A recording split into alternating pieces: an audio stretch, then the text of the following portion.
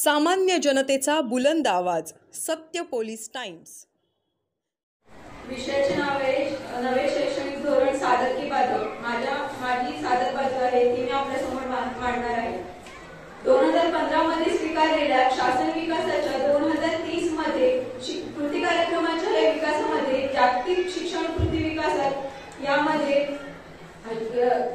शिक्षणातील विविध संधींना प्रोत्साहन देणे, समान गुण निश्चिती करणे यासंबंधी विचार करण्यात आला आहे. ज्ञानाच्या बाबतीत जगामध्ये मोठ्याने बदल होत आहे. कृत्रिम बुद्धिमत्ता, मशीन लर्निंग, डेटा लर्निंग यामध्ये विज्ञान आणि तंत्रज्ञानाच्या या युगामध्ये वेगाने विकास होत असलेल्या गणित, विज्ञान आणि समाजशास्त्र यांचेही डेटा विज्ञान यामध्ये कुशल कर्मचाऱ्यांसोबत तसेच समाजशास्त्र, मानसशास्त्र यांमध्ये अकुशल कर्मचाऱ्यांना आता मोठी मागणी वाढणार आहे. कोणत्याही व्यक्तीला तसेच कोणत्याही व्यक्तीला किंवा कोणत्याही देशाला घडवणारी व्यवस्था म्हणजे शिक्षण होय.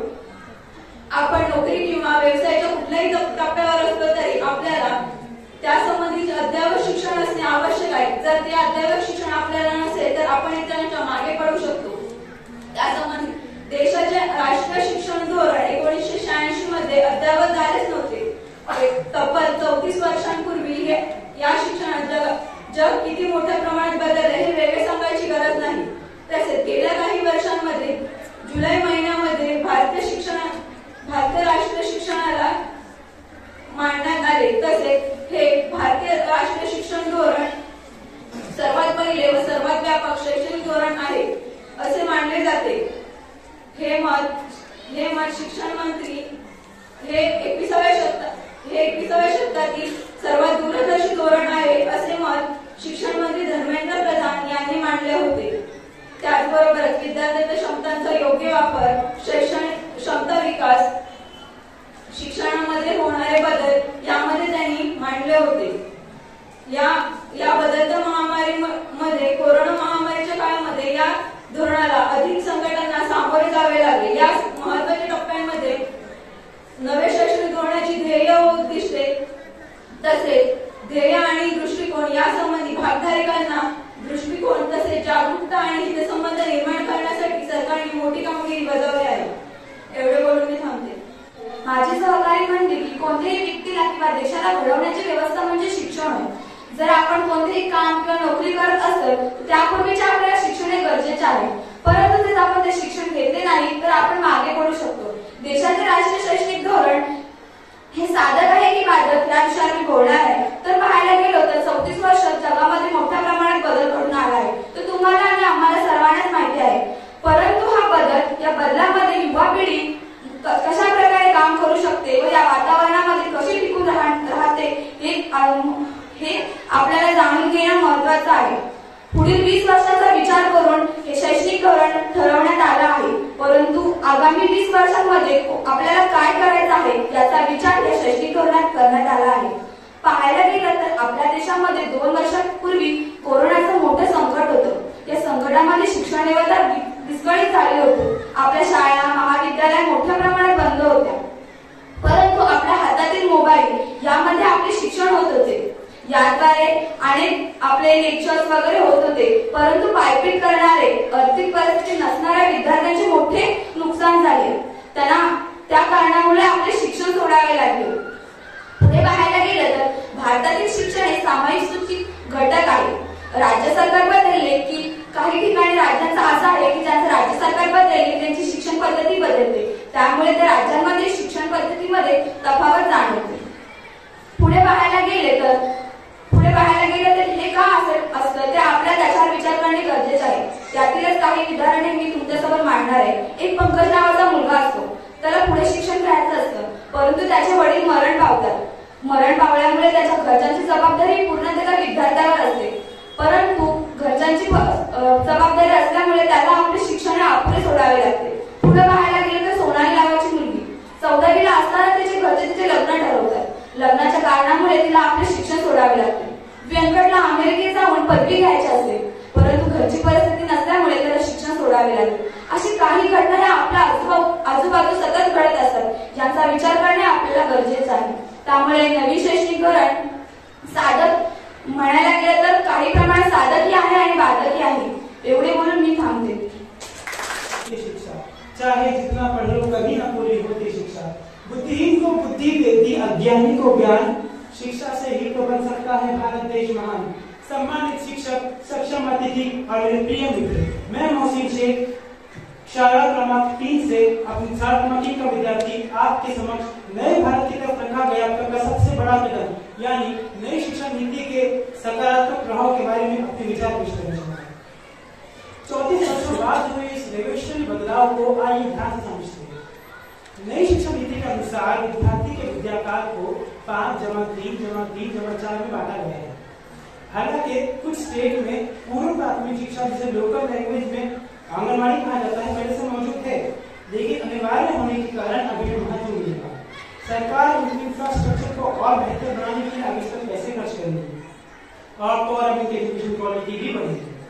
अच्छा, क्या हो अगर आपको हर घर में सॉफ्टवेयर या फिर वेब डेवलपर मिले? सपना रखते हैं ना, लेकिन मुमकिन है क्योंकि 6वीं कक्षा से कोडिंग जैसी हाई ऑर्डर और फ्यूचर में डिमांड रखने वाली स्किल्स को सिखाने की शुरुआत होगी. कोडिंग जैसी स्किल्स तो ग्रेजुएट किए हुए विद्यार्थियों का भी सर्च करा देते हैं, लेकिन 6वीं कक्षा के विद्यार्थियों के लिए अभी महज एक खेल होगा. एआई यानी आर्टिफिशियल इंटेलिजेंस की दुनिया में हमारा भारत देश कितना आगे जा सकता है, इस अंदाजा को आप लगा ही सकते हो. कम से कम दूसरे देश में इतना मुकाबला तो कर ही लेगा. कई लोगों का मानना है कि शिक्षा सभी को रोजगार नहीं देती. कई युवा डिग्री लिए घर में बैठे हैं तो कई विद्यार्थी अपनी एजुकेशन सैक्रिफाइस करके जॉब करते हैं.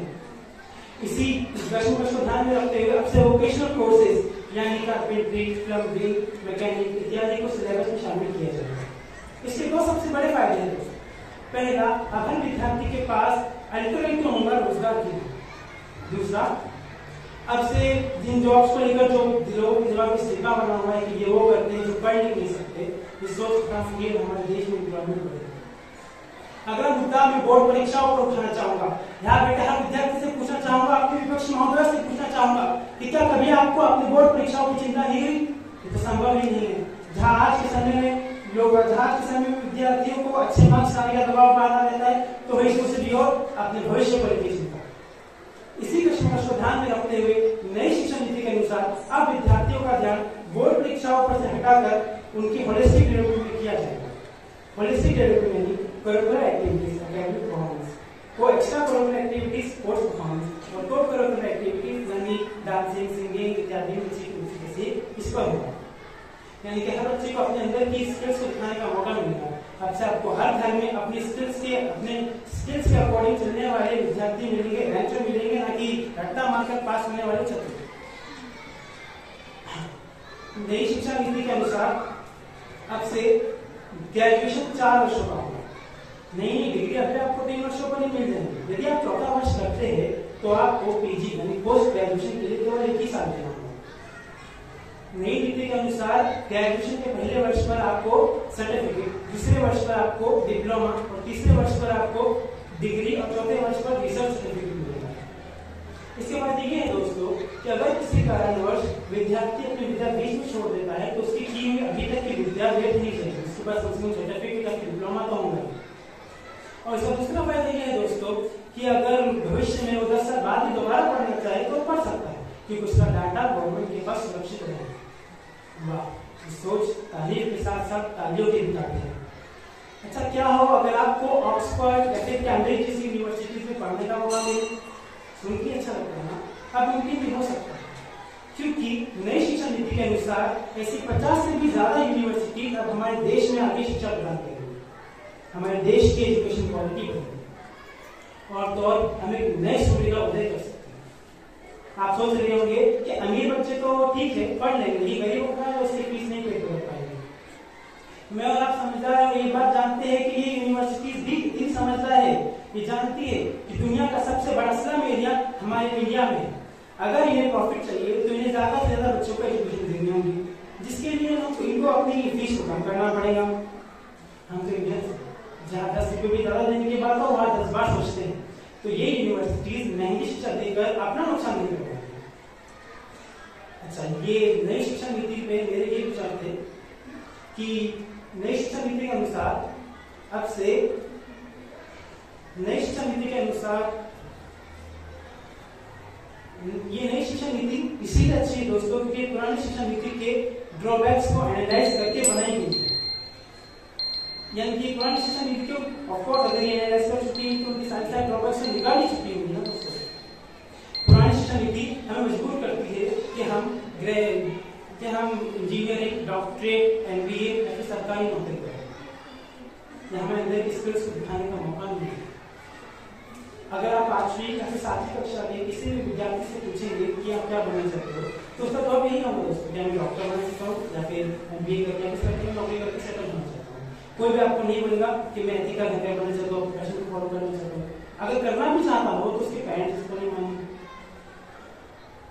क्योंकि हमारे देश में सबसे ज्यादा इसी को महत्व दिया जाता है कि कौन यही जो फील्ड से ये ज्यादा कमाते हैं, इसके अलावा कोई फील्ड से यही ज्यादा कमाती है। और ये सोच विकास लाए या ना लाए लेकिन एक ना एक दिन इस देश के विनाश का कारण जरूर बनेगा। मुझे ध्यान से सुनने के लिए आप सबको धन्यवाद। आज का विषय नई शिक्षा नीति के विपक्ष में मैं कुछ कहना चाहता हूँ तो कृपया आप मुझे सुनिए। 29 जुलाई 2020 को नई शिक्षा नीति की घोषणा की गई लेकिन इतिहास गवाह है कि इससे पहले भी 1968 और 1986 में ऐसी घोषणाएं की गई थी और उनमें कुछ दावे भी दिए गए थे लेकिन वो आज तक सफल हुए नहीं हुए और इस बार भी वो सफल हो सकते हैं, इसकी अपन क्या गारंटी दे सकते हैं।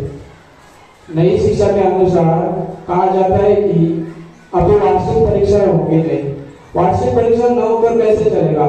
अब अभी हमें देख सकते हैं कि एक विद्यार्थी को हमें उसकी बुद्धिमत्ता चेक करनी हो तो हम उसकी परीक्षा ही देती है लेकिन अभी परीक्षा ही न होने के कारण हम उसकी बुद्धिमत्ता कैसे चेक करेंगे। और इसका दूसरा यह असर होगा कि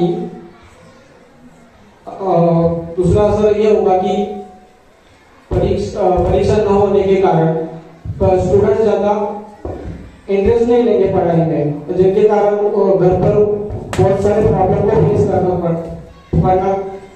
पड़ सकता है। और ऐसा नहीं कि अभी बोर्ड एग्जाम होंगे नहीं, नई शिक्षा नीति के अनुसार कहा जाता है कि बोर्ड एग्जाम होंगे लेकिन सिर्फ बोर्ड एग्जाम होने से कैसे चलेगा क्योंकि अभी उनके पास तो स्टूडेंट के पास एक्सपीरियंस नहीं होगा कि कैसे परीक्षा दी जाती है। तो अगर हम तो भारतीय है, हमें पता है कि घर पर मार्क्स कम करने से हमारे पेरेंट्स हमारे ऊपर कितने चिढ़ते हैं जिसके कारण स्टूडेंट्स भी प्रेशर में जाते हैं और आगे क्या कुछ भी कदम उठा सकते हैं। तो अगर एक्सपीरियंस ना होने के कारण वो मार्क्स भी कम ला सकते हैं और इसका असर उनके पेरेंट्स पर पड़ेगा और पेरेंट्स उनको कुछ बोलेंगे तो बच्चे कुछ अलग गलत कदम भी उठा सकते हैं। नई शिक्षा नीति के अनुसार कहा जाता है कि शिक्षा लेने का माध्यम अभी एक कॉमन लैंग्वेज न होकर एक रीजनल लैंग्वेज में पढ़ा दिया जाएगा। रीजनल लैंग्वेज यानी उस राज्य में या फिर उस क्षेत्र में बोली जाने वाली प्रमुख भाषा। मुझे बहुत गलत लगता है क्योंकि मैं एक उदाहरण देना चाहता हूँ। अगर एक महाराष्ट्र में पढ़ने वाला बच्चा मराठी में पढ़ता है और कुछ कारणवश उसके पेरेंट्स यानी उसके पूरे फैमिली को अगर तमिलनाडु राज्य में शिफ्ट होना पड़ रहा है तो इसका असर उसके पढ़ाई पर भी पड़ सकता है क्योंकि तमिलनाडु राज्य में तो मराठी में शिक्षा नहीं दी जाएगी और उस बच्चे के लिए कितना हार्ड जाएगा कि वो डायरेक्टली मराठी से तमिल में कैसे शिक्षा लेगा। हमारे जैसे बड़े आदमी या बड़े बच्चों को ही देख लो, उनको ही कितना हार्ड जाएगा तो उस छोटे बच्चे का क्या होगा। नई शिक्षा नीति के अनुसार कहा जाता है कि अभी जो शिक्षा के बारे में डिसीजन ले जाएंगे वो सिर्फ उसमें राज्य सरकार का इन्वॉल्वमेंट नहीं होगा क्योंकि अभी एक नई बॉडी बनाई जाएगी और उसका डायरेक्ट कांटेक्ट केंद्र सरकार से होगा। इसके कारण राज्य सरकार का इन्वॉल्वमेंट कम होगा। नई शिक्षा नीति आने से पहले केंद्र सरकार और राज्य सरकार एकत्र आके डिसीजन चर्चा करते थे और डिसीजन लेते थे लेकिन अभी ऐसा नहीं है क्योंकि वो नई बॉडी आने के कारण उसका डायरेक्ट कांटेक्ट केंद्र सरकार से होगा और वो दोनों मीटिंग करके डिसीजंस लेंगे कि कौन से सब्जेक्ट पढ़ाए जाएंगे या फिर कौन सा नया कॉलेज खुलेगा, ऐसे डिसीजंस लेंगे। और इसके कारण राज्य सरकार पर बहुत बड़ा असर पड़ सकता है, क्योंकि इसके बारे में उनका उनके महत्व कम होगा शिक्षा लेने का। और भविष्य में हमें ऐसा भी देखना पड़ सकता है कि पूर्णतः उनके अधिकार छीन ले जाएंगे। नई शिक्षा नीति के अनुसार कहा जाता है कि अभी 6% जीडीपी का हिस्सा शिक्षा के लिए देंगे, लेकिन इससे पहले भी 1968 और 1986 में ऐसे दावे किए गए थे कि जीडीपी का 6% शिक्षा के लिए देंगे, लेकिन ऐसा हुआ नहीं। आज भी आप गूगल कर से देख सकते हैं कि 4% से ज्यादा भाग तो हमें दिया ही नहीं गया है। तो इस बार भी क्या गारंटी दे सकते हैं कि हमें 6% मिलेगा। नई शिक्षा नीति के अनुसार कहा जाता है कि फॉरेन में जो पढ़ने वाली ऑक्सफोर्ड, कैम्ब्रिज जैसी फॉरेन यूनिवर्सिटीज हमारे देश में आएगी। मुझे ऐसा लगता है कि इसका फायदा सिर्फ तो अमीर बच्चों को ही होगा, और गरीब बच्चों का क्या। इसका दूसरा असर यह पड़ सकता है कि जो प्राइवेट स्कूल के शिक्षक है वो ज्यादातर इन्हीं यूनिवर्सिटीज में पढ़ाना पसंद करेंगे, क्योंकि उनको वहां पर ज्यादा फैसिलिटीज, तनख्वाह ज्यादा मिलेगी। तो उन प्राइवेट स्कूलों का क्या होगा जहाँ पर वो पहले पढ़ाते थे, वहां पर तो ऐसे मेरे गहरे शिक्षक देकर नहीं चलेगा। उन बच्चों को फ्यूचर पर भी असर पड़ सकता है। नई शिक्षा नीति के अनुसार कहा जाता है कि अभी शिक्षा में वोकेशनल कोर्सेज ऐड किए जाएंगे। वोकेशनल कोर्सेज यानी इनमें प्लम्बिंग, कारपेंटर ऐसे सब्जेक्ट ऐड किए जाएंगे। लेकिन ऐसे मुझे ऐसा लगता है कि जब हमारी एज कम होती है तो हमारी विचार करने की शक्ति भी कम होती है। इसके कारण हम बराबर डिसीजन नहीं ले सकते। आगे चलकर अभी जब बच्चा छोटा होता है तो उसने वोकेशनल कोर्स किए और आगे जाकर उसको आईएएस, यूपीएससी, एमपीएससी ऐसे एग्जाम देनी होगी तो वो नहीं दे सकता, क्योंकि जो वोकेशनल कोर्स में जो पढ़ाया जाता है वो आईएएस, एमपीएससी, यूपीएससी परीक्षा में उपयोगी नहीं आने वाला। इसका दूसरा प्रभाव यह पड़ेगा कि पेरेंट्स पर पड़ेगा, क्योंकि वोकेशनल कोर्स प्लम्बिंग, कारपेंटर ऐसे सब्जेक्ट होंगे तो इनको पढ़ाने के लिए अलग से शिक्षक चाहिए और उनके लिए अलग से तनख्वाह देनी पड़ेगी। तो ये सारी फीस तो स्टूडेंट से ही ले जाएगी, यानी कि उनके पेरेंट्स से ही ली जाएगी। और ये ऐसे सब्जेक्ट है कि इनको रट्टा मारने या फिर ऐसे ही पढ़ाने से नहीं समझ में आ जाएगा। इसके लिए हमें प्रैक्टिकल्स, एक्सपेरिमेंट्स वगैरह करने पड़ेंगे। तो इसके लिए जो करने वाले टूल्स है वो पेरेंट्स से, मतलब फीस में से ही लिए जाएंगे। तो मुझे तो ये गलत लगता है नई शिक्षा नीति। बस धन्यवाद। नई शिक्षा नीति के विरुद्ध में बोलने वाला हूँ। तो इस नई शिक्षा नीति में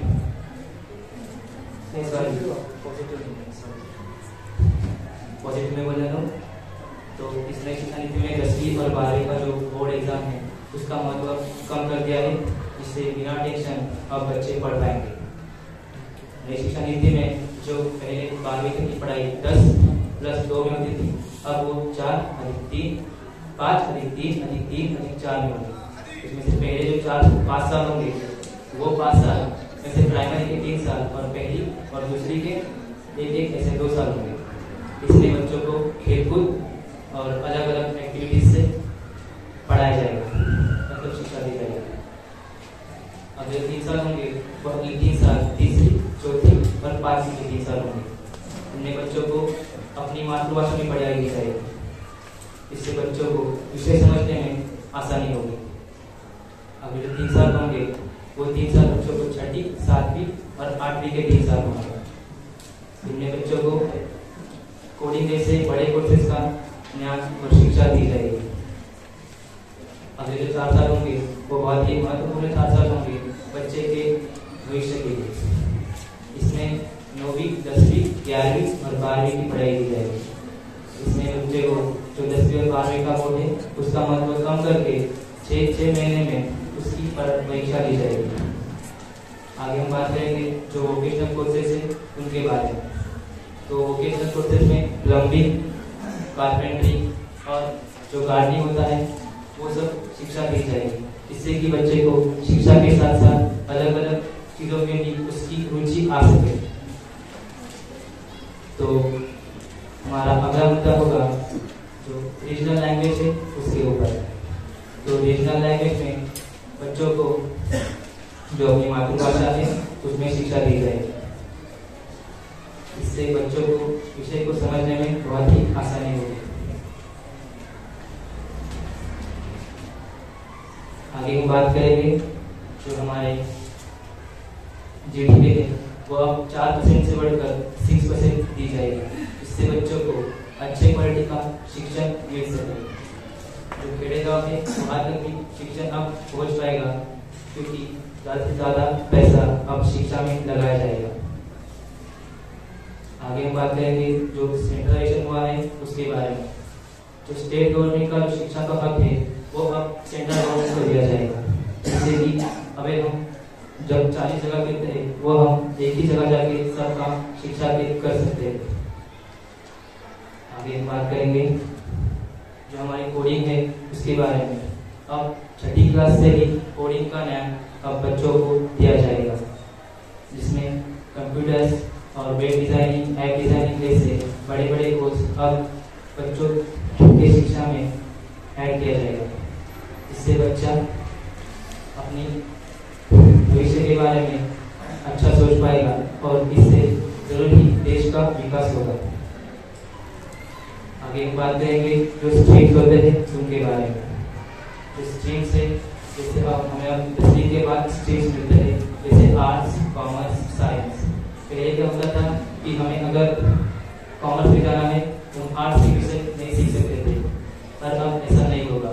अब अगर आपको कॉमर्स में अकाउंट पसंद है, आर्ट्स में हिस्ट्री, तो आप वो दोनों विषय लेके अपना आगे का शिक्षण या डिग्री ले सकते हैं। आगे हम बात करेंगे जो हमारा ग्रेजुएशन है वो अब 3 साल से बढ़कर 4 साल का हो गया है। चौथे साल में आपको उस विषय की डिग्री मतलब रिसर्च की डिग्री मिल जाएगी। पहले क्या होता था कि हम अगर ड्रॉप आउट कर लें तो ड्रॉप आउट के बाद हमें वापस से पहले साल से शुरू करना पड़ता था, अब ऐसा नहीं होगा। अब आपने अगर 1 या 2 साल बाद ड्रॉप आउट लिया है तो वहाँ का सर्टिफिकेट लेके अगर आप वापस 2 या 3 साल बाद आपको शिक्षा लेनी है तो वापस से आप वहाँ से शिक्षा लेना शुरू कर सकते हैं।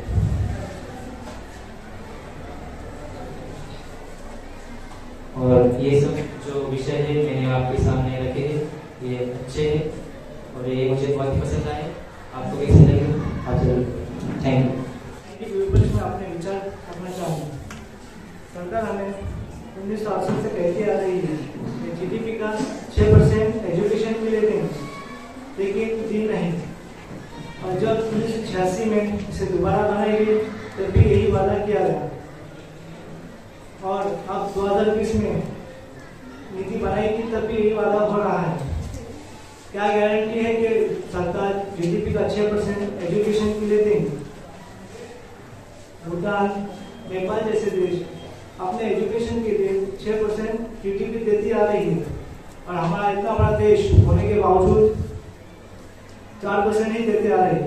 आप गूगल करके देख सकते हो कि सरकार 4% से ज़्यादा दे ही नहीं रही। तो क्या भरोसा है कि आगे के लिए 6% देंगी? और इसका आगे हमारे विद्यार्थी को और तकलीफ उठानी पड़ेगी हायर एजुकेशन पाने के लिए। नई नीति के अनुसार हमारे देश में फॉरेन इंस्टीट्यूट जैसे कैम्ब्रिज, ऑक्सफोर्ड जैसी यूनिवर्सिटी होंगी।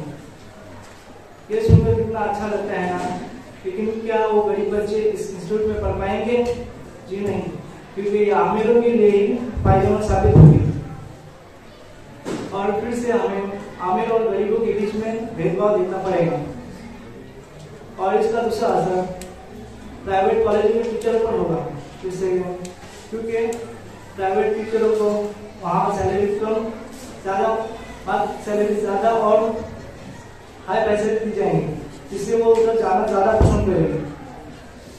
मैंने नहीं नीति के अनुसार हमारे देश में एनुअल एग्जाम को हटा दिया गया और बोर्ड एग्जाम की इम्पोर्टेंस कम कर दिया गया, जिससे बच्चे ज़्यादा सीरियसली उस पढ़ाई को पढ़ नहीं पाएंगे। और अगर किसी बच्चे का अगर एग्जाम ही नहीं होगी तो हम किसी बच्चे का बुद्धिमानों को कैसे चेक कर पाएंगे। इसीलिए ये थोड़ी और नई नीति के अनुसार हमारे देश में वोकेशनल कोर्स जैसे कारपेंटर्स, प्लम्बर जैसे कोर्स होंगे, जैसे कि अब उसे लाने के लिए हमारे इंस्टीट्यूट को उस जगह को स्पेसिफिक जगह चाहिए और उसमें लगने वाली चीजें जैसे कि प्लम्बर्स के लिए मटेरियल्स लगेंगे, इसका सिर्फ पैसे भी देना पड़ेगा, जिससे उनके पैन से वसूले जाएंगे, इसका उन्हें बहुत परेशान पड़ेगा। जैसे अभी नई नीति के अनुसार रीजनल लैंग्वेज मतलब क्या कि स्थानीय हर विद्यार्थी को अपनी स्थानीय भाषा में बोलना पड़ेगा, पढ़ना पड़ेगा। जैसे अगर कोई बच्चा महाराष्ट्र में पढ़ने वाला है, उससे अभी किसी कारण तमिलनाडु स्टेट जैसे पढ़ना पड़ेगा, तो उसे इतना आसान तो नहीं पड़ेगा तो उधर जाके उस लैंग्वेज को पढ़ सके, क्योंकि उधर का तमिल जल्दी जैसी लैंग्वेज वो कैसा पढ़ सकेगा, तो उधर उसको इतना प्रॉब्लम आ सकती है। और इसमें मैं चाहता हूँ कि सरकार इस नीति के बारे में सोचे और अपने सुधारे। केल्यानंतर आपल्याला शिक्षण व्यवस्थेकडून ऑनलाईन शिक्षणाची व्यवस्था आपल्याला शिक्षण व्यवस्थेकडून मिळाली। तर मी आज तुम्हाला कोड क्रमांक 5 साधक बाजू साधणार आहे शिक्षण व्यवस्थेची। तर ऑनलाईन क्लासेस घेताना किंवा ऑनलाईन शिक्षण घेताना आपल्याला काय काय फायदे होतात हे मी तुमच्या समोर मांडणार आहे। तर ऑनलाईन शिक्षण घेत असताना आपण बघितलं तर आपली टाइम, पैसा म्हणजे टाइम, मनी आणि एनर्जी आपली वाचते, ऊर्जा, पैसा आणि वेळ हे आपलं वाचत असतं। कारण का आपण जे शिक्षण किंवा कॉलेजला जाण्यासाठी जो आपल्याला वेळ लागतो, बसचा खर्च होतो किंवा पेट्रोलचा जो खर्च होतो तो या ऑनलाईन शिक्षणातून वाचला जातो। त्याचप्रमाणे म्हणजे हा आपण वेळ, टाइम किंवा एनर्जी दुसऱ्या कोणत्याही कामासाठी युटिलाइज करू शकतो किंवा इन्व्हेस्ट करू शकतो। त्या अजून एक फायदा असा आहे की आपण हा ऑनलाईन शिक्षण हा कुठूनही घेता येतो। आपण जर समजा आजारी असलो किंवा घरी बसल्या आपण हे ऑनलाईन शिक्षण घेता येतात आपल्याला कुठूनही। आपण घरी बसल्या आपल्याला ऑनलाईन शिक्षण घेता येतात। आपण एखाद्या दिवशी आजारी असलो किंवा कॉलेजला आपल्याला जाता आलं नाही तर आपले जे नोट्स असतात किंवा जो आपल्या त्या दिवसाचा जो अभ्यासक्रम असतो तो पाठी राहिला जातो। पण ऑनलाईन शिक्षणामुळे जे नोट्स शिक्षक आपल्याला प्रिपेअर करतात किंवा आपल्याला जे पीडीएफ वगैरे सेंड करतात त्यामुळे आपल्याला ते नोट्स वगैरे मिळून आपलं शिक्षण कुठेही मागे पडत नाही आणि आपण त्या लेवलला पोहोचू शकतो। किंवा आपण एखादी व्हिडिओ शिक्षकांनी जे आपले मटेरियल्स आपल्याला दिले जातात ते मटेरियल्स आपण रोज वाचू शकतो किंवा रोज बघू शकतो। हे सुद्धा एक ऑनलाईन शिक्षणाचा एक महत्त्वाचा मुद्दा आहे किंवा महत्त्वाचा फायदा आहे। त्याचप्रमाणे आपण बघितलं ऑनलाईन शिक्षणाचं महत्त्व, तर त्याच्याने शिक्षक आणि विद्यार्थी हे इंटरनेटद्वारा एकमेकांना जोडले जातात।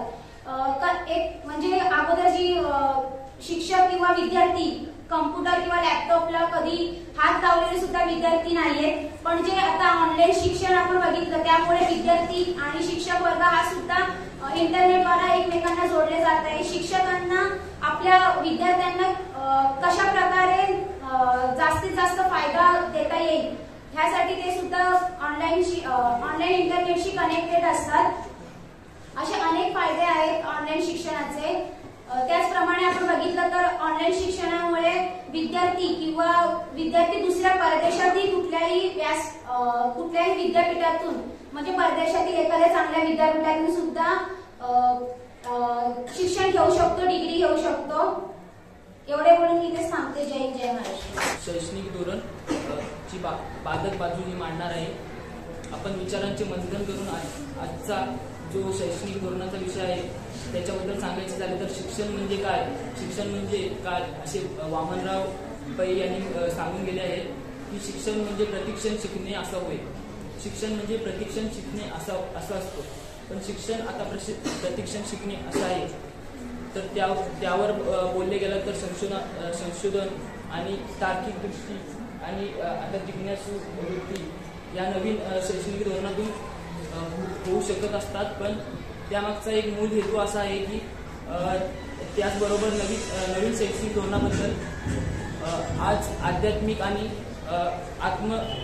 आत्मपरिचय, स्वतःला आत्मबोध हे जोपर्यंत मिळत नाही तोपर्यंत कोणतीही शिक्षक पद्धती सुरळीत चालू शकणार नाही. कारण का मुलांना किंवा विद्यार्थ्यांना जोपर्यंत स्वतःचे अवलोकन आणि स्वतःचा आत्मबोध जोपर्यंत होत नाही तोपर्यंत ते देशाचा किंवा जगाचा विकास करू शकत नाही. आणि आज आपण बघतच आहात काही प्रमाणात जागतिक घडामोडी आणि आपत्ती येत आहेत. त्यातला जागतिक तापमान वाढ या ज्या घडामोडी आहेत त्यांना आपण बळी पडत आहोत. हे कशामुळे झाले आहे?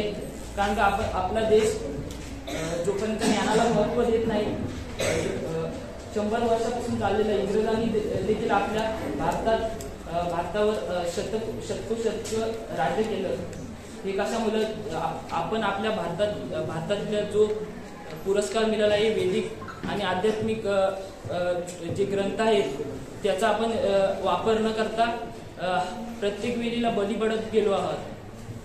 मला एक कठोपनिषदामधली एक स्वामी विवेकानंदांची पहिल्या अध्यायातली उक्ती आठवते. ती अशी की उठा, जागे व्हा आणि ज्ञानीजनांकडे जा आणि ज्ञानमार्गी व्हा. आणि ज्ञानमार्गी होणे हा सूर्याच्या धारेवर चालण्याप्रमाणे आहे. जोपर्यंत ज्ञान आपण ग्रहण करत नाही तोपर्यंत आपण चांगलं अवलोकन त्याचं करू शकत नाही. आताच एक इन्फोसिसचा जो अहवाल आला त्याच्यात राजाराम मूर्ती यांनी 250 ज्या विश्वविद्यापीठ आहेत त्यात एकही भारतीय विश्वविद्यापीठ नाही. या मागचं कारण काय? भारत देश हा संशोधनाला जास्त वाव देत नाही, ही पहिली गोष्ट. पण आता नवीन जे शैक्षणिक धोरण आहे त्यात थोडेफार संशोधनाला विलगीकरण करून सातत्य मांडू शकतं असे मला वाटते. पण ते देखील पुढे चांगले आपल्याला निर्देश देणार नाही. कारण जोपर्यंत आपल्याला स्वतःचे आत्मबोध आणि आत्मज्ञान जोपर्यंत आपण नसू तोपर्यंत जगाचा काही देशाचा विकासही होणार नाही. आणि देश सीमांपुरता मर्यादित असतो. आणि आपला भारत देश मध्ये कितीतरी असे महान शास्त्रज्ञ आणि क्रांतिकारक होऊन गेलेले असतील. त्यांपैकी काही आज बोलायला गेलात तर सुभाषचंद्र बोस यांची जयंती आहे. त्यांना आदर्श मानून खुदिराम बोस आणि बिनोय बसू असे कितीतरी जे क्रांतिकारक होऊन गेलेले आहेत ते देखील आपल्या तरुण वयातच असताना त्यांनी वीरगती प्राप्त केली आहे.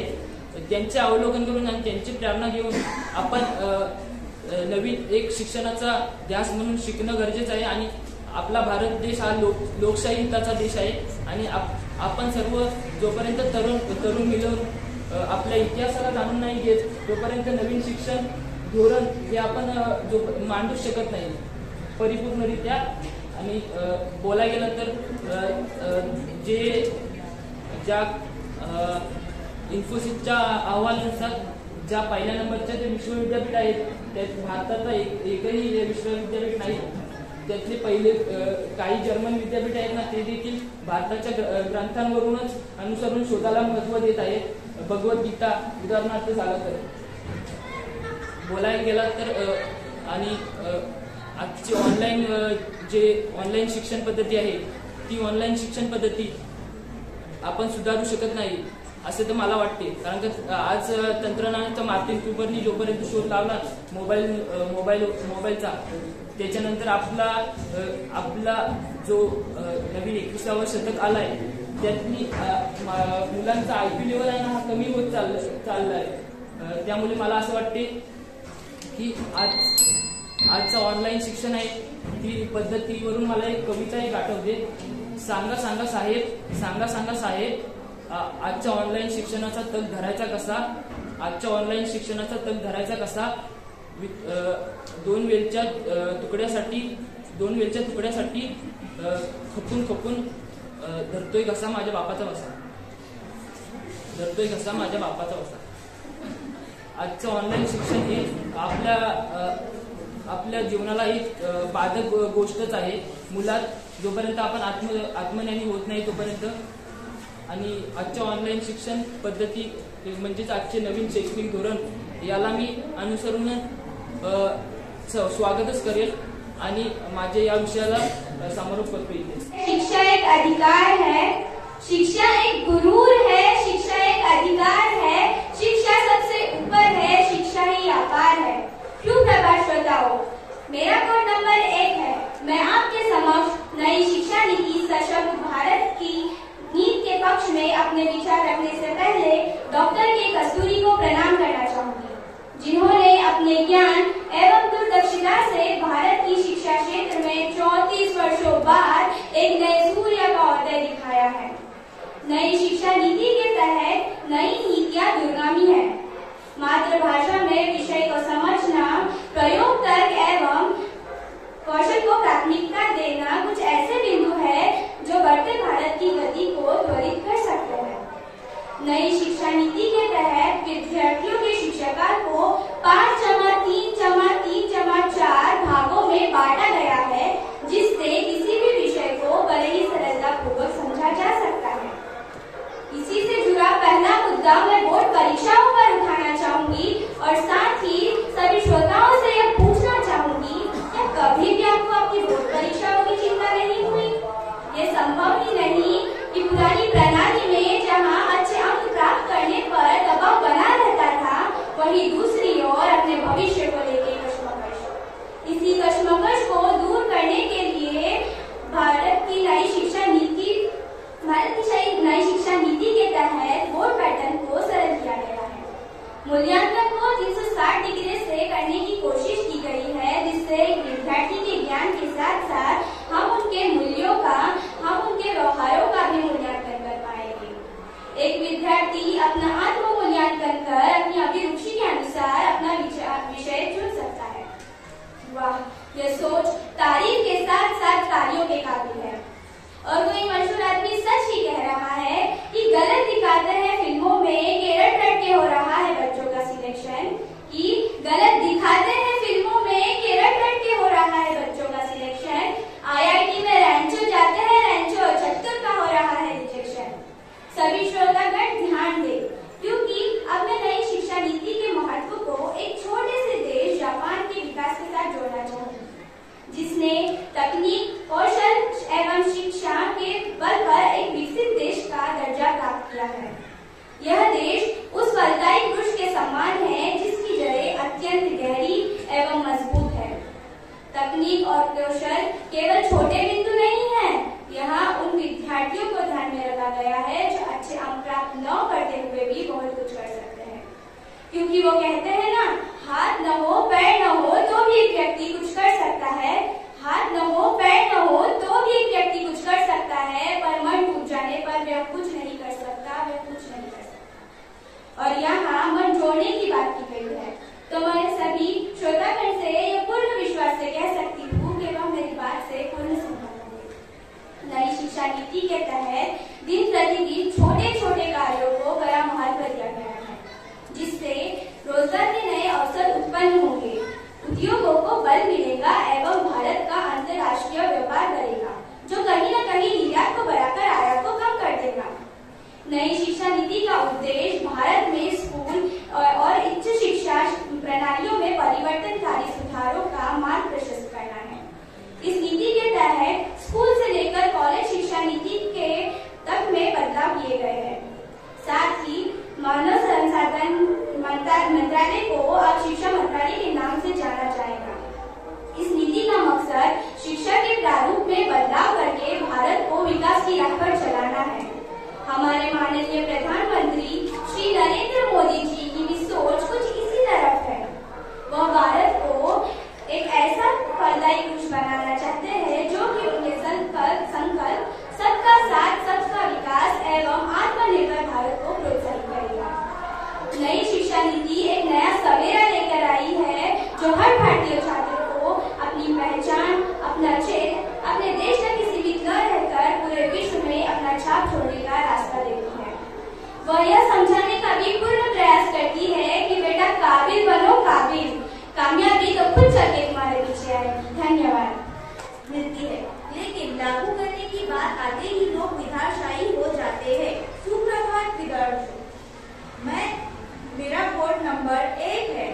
आप सभी के सामने विषय नई शिक्षा शिक्षा नीति सशक्त भारत के नींव के प्रखर के विपक्ष में मैं अपने विचार प्रस्तुत करना चाहूंगी। माननीय पूर्ण राष्ट्रपति APJ अब्दुल कलाम कहकर गए हैं कि दुनिया बदलने का एक ही हथियार है जो शिक्षा है। लेकिन राष्ट्र में शिक्षा के साथ ही खिलवाड़ किया जाए तो उसकी दुर्दशा का अनुमान कोई नहीं कर सकता। विद्यार्थियों की शिक्षा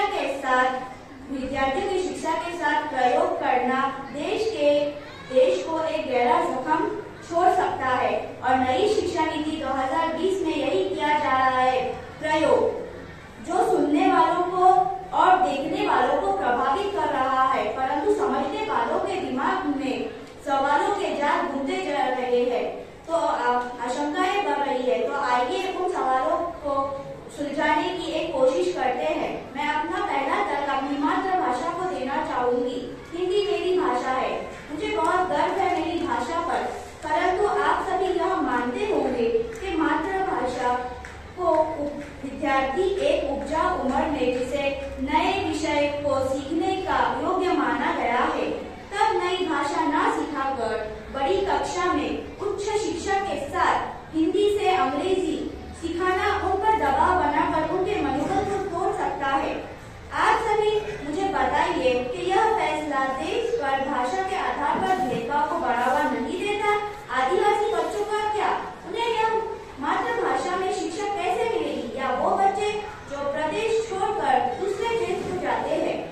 हमारा देश CC जैसी कई नीतियों का परिणाम देख चुका है और कितनी ठोकरें खानी पड़ेगी देश को शिक्षा प्राप्त करने के लिए। नई नीति के अनुसार एक छात्र को ग्रेजुएशन कोर्स पूरा करने में 4 वर्ष लगेंगे, जबकि अब वो अपनी ग्रेजुएशन की डिग्री 3 वर्षों में प्राप्त कर सकते हैं। 34 वर्षों बाद यह विचार विमर्श किया गया है। नई शिक्षा नीति 2020 को पूरी तरह विदेशी शिक्षा व्यवस्था समान की कोशिश की गई है, परंतु क्या हमारे स्कूल, कॉलेज और हमारे देश में इसमें अपनाने को तैयार है? यहाँ कौशल प्रशिक्षण लाने की बातें हो रही है और वर्तमान स्थिति देखें तो छात्र शिक्षक अनुपात सही नहीं हो पा रहा। वोकेशनल कोर्सेज लाएंगे, मातृभाषा में पढ़ाएंगे, सब्जेक्ट कोर्सेज खोल दिए जाएंगे। आज तक हमारे देश में शिक्षा क्षेत्र में GDP के 3% से ज्यादा योगदान नहीं रहा है और अचानक 6% देने की बातें हो रही है। दावे पर दावे किए जा रहे हैं। महोदय, जिस प्रकार पांचों उंगलियां एक समान नहीं होती, उस प्रकार आप कैसे उम्मीद लगा सकते हैं कि एक नीति सभी देशों के लिए हो सकती है? तो मैं सरकार से एक ही दरख्वास्त करूंगी कि देश की वर्तमान स्थिति देखते हुए नीति को थोड़ा और समझकर, थोड़ा और सहजकर बनाया जाए। आपल्या सगळ्यांना कल्पना आहे, आपण चालू वर्षी स्वातंत्र्याचा अमृत महोत्सव साजरा करतो। या भारताला स्वातंत्र्य मिळून 75 वर्ष झाली। 75 वर्षामध्ये पदार्पण करत असताना आपण खूप आनंदाने, समाधानाने हा स्वातंत्र्याचा काळ अनुभवतो। हे स्वातंत्र्य मिळवून देण्यासाठी ज्यांनी प्राणाची आहुती दिली, ज्यांनी बलिदान दिलं, अशा अनेक स्वातंत्र्य सेनानी या देशामध्ये होऊन गेले की त्यांच्यामुळे आज आपल्याला खऱ्या अर्थानं स्वातंत्र्य मिळालं। आणि या स्वातंत्र्याच्या रणसंग्रामामध्ये आपल्या तळ्यातले काही स्वातंत्र्य सेनानी होते, त्यामध्ये प्रामुख्याने आपण दादासाहेब देशमुख यांचं नाव घेतलं पाहिजे। स्वातंत्र्याचा लढा ज्यावेळेस उभा राहिला, त्या लढ्यामध्ये दादासाहेब देशमुखांना 1.5 वर्षाचा कारावास भोगावा लागला। येरवडा कारागृहामध्ये त्यांनी 18 महिने तुरुंगास भोगला. या तळा तालुक्यातील जवळपास 13 स्वातंत्र्य सेनानींचा या भारताच्या स्वातंत्र्याच्या रणसंग्रामामध्ये सहभाग आहे. मी आपल्या तळागावाला धन्यवाद देईन की त्यांनी 13 स्वातंत्र्य सेनानी जन्माला घातले. स्वातंत्र्याच्या रणसंग्रामामध्ये काम करणं किती अवघड होतं आपण इतिहास वाचल्यानंतर आपल्या सगळ्यांनाच कळतो. सहजासहजी आपल्याला स्वातंत्र्य मिळालं नाही. ज्या ब्रिटिशांनी जवळपास 150 वर्ष राज्य या भारत देशावरती केलं, चंद्र सूर्य असोपर्यंत आपण या भारतावरती राज्य करू अशी ज्यांची प्रतिज्ञा होती, व्यापाराच्या निमित्तानं या देशामध्ये आलेले हे ब्रिटिश सरकार या भारतावरती राज्य करू लागले. आणि मग आपल्याला स्वातंत्र्य मिळालं पाहिजे ही भावना या देशातील अनेक युगपुरुषांच्या समोर उभी राहिली. आणि असे वेगवेगळ्या देशातील वेगवेगळ्या प्रांतातील अनेक स्वातंत्र्य सेनानी समोर आले आणि चलेजावची सुरुवात करून या ब्रिटिशांना या देशातून हटवून दिलं. आणि आज आपण या 75 वर्षाच्या कालावधीमध्ये या देशामध्ये स्वातंत्र्याचा मनसोक्त असा चांगल्या प्रकारे अनुभव घेतो, आनंद घेतो. आणि त्याच अनुषंगानं या ठिकाणी त्यांचं स्मरण व्हावं ही भावना डोळ्यासमोर ठेवून आज आपण या ठिकाणी वादविवाद स्पर्धा आयोजित केली आहे. तळा एक छोटस गाव, जवळपास असणारी 60-65 खेडेगाव. 1951च्या आसपास तळ्यामध्ये हे हायस्कूल सुरू करण्यात आलं. त्यावेळेस तळ्याच्या परिसरामध्ये हायस्कूल नव्हती कोणतंच. एकमेव तळा आहेच हायस्कूलचं मध्यवर्ती ठिकाण. आणि आजूबाजूच्या संपूर्ण खेड्यातील विद्यार्थी तळ्याला शिक्षणासाठी येत होते. त्यावेळेचे असणारे तळा शहरातील शिक्षणप्रेमी दादासाहेब देशमुख असतील, डॉक्टर जोशी असतील, अमोल शृंगारपुरे असतील, परशुरामभाऊ मेघडे असतील, तात्यासाहेब भट असतील, जनार्दन सावंत असतील, सदाशिवभाई वेदक असतील, पाडळकर असतील, अशा अनेक शिक्षणप्रेमींनी ही संस्था उभी करण्यासाठी प्रयत्न केले, मेहनत केली, कष्ट घेतले. आणि आज या संस्थेमध्ये KG to PG पर्यंत शिक्षणाची सुविधा या ठिकाणी आपण उपलब्ध करून दिलेली आहे. वेगवेगळ्या सुविधा या संस्थेमध्ये उपलब्ध आपण करून दिलेल्या आहेत. तळा आणि तळा परिसरातील वेगवेगळ्या खेड्यातील येणाऱ्या विद्यार्थ्यांसाठी या तळ्यामध्ये असणारं ज्युनियर कॉलेज, तळ्यामध्ये असणारं सिनियर कॉलेज, MA ची अतिशय चांगल्या प्रकारे इथं सुविधा आहे, MCOM ची सुविधा चांगल्या प्रकारे आहे. आणि अनेक शिक्षणाबरोबर वेगवेगळे उपक्रम देखील आपण या संस्थेमध्ये अतिशय चांगल्या प्रकारे राबवतो. 14 जानेवारीला आपण डॉक्टर सी.डी. देशमुखांच्या जन्मदिनाचं औचित्य साधून या ठिकाणी रिसर्च सेंटर सुरू करण्याचा प्रयत्न केला. मला असं वाटतं महाराष्ट्रात विद्यापीठ स्तरावरती पहिलंच आपलं हे महाविद्यालय असं असेल की ज्या ठिकाणी रिसर्च सेंटर सुरू करण्यात आलं. 16 तारखेला आपला या ठिकाणी उड्डाणचा कार्यक्रम घेण्यात आला. या जिल्ह्यातील वेगवेगळ्या महाविद्यालयातील जवळपास 18 महाविद्यालयांनी उड्डाण कार्यक्रमामध्ये सहभाग घेतला. अशा वेगवेगळ्या ऍक्टिव्हिटीज या महाविद्यालयामध्ये अतिशय चांगल्या प्रकारे राबवले जात आहेत. मी मनापासून आमच्या संस्थेला तर धन्यवाद देईनच, परंतु संस्थेबरोबर आमचे जे प्रभारी प्राचार्य लोखंडे सर आणि त्यांची सर्व असणारी टीम अतिशय चांगल्या प्रकारे या ठिकाणी काम करते. आणि म्हणूनच हे वेगवेगळे उपक्रम आम्हाला राबवायला मिळतात.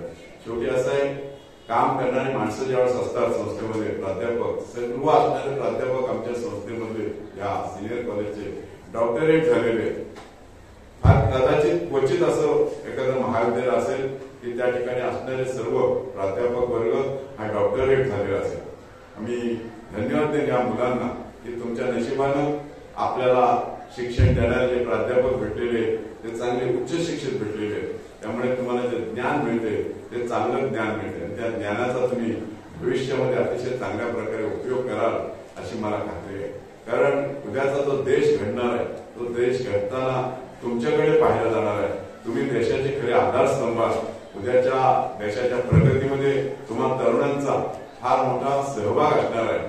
फार मोठा काम तुमच्याकडे भविष्यामध्ये येणार आहे आणि ती जबाबदारी तुम्हाला पार पाडायची.